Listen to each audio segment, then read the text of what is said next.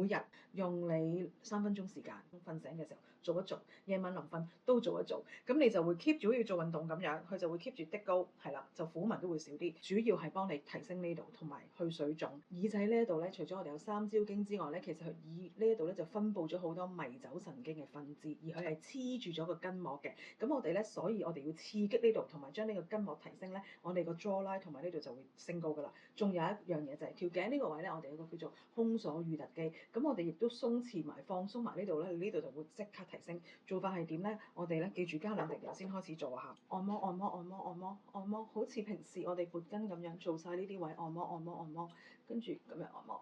係啦，仲有記住掹住隻耳仔，掹住隻耳仔，我哋咧刺激下呢啲迷走神經嘅分支啦，跟住呢條筋膜就會連住㗎啦。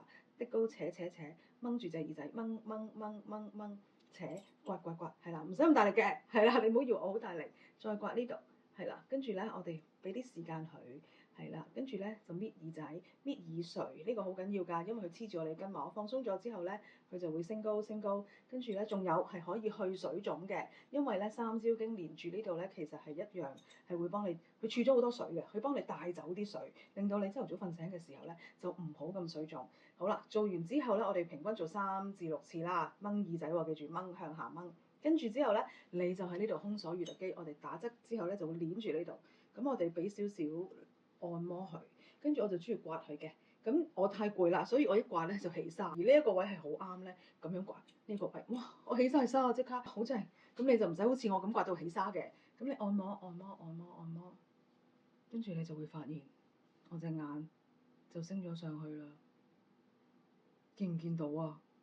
我做咗一陣咋。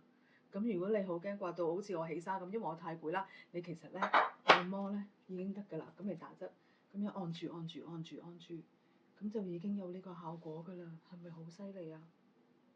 見唔見到啊？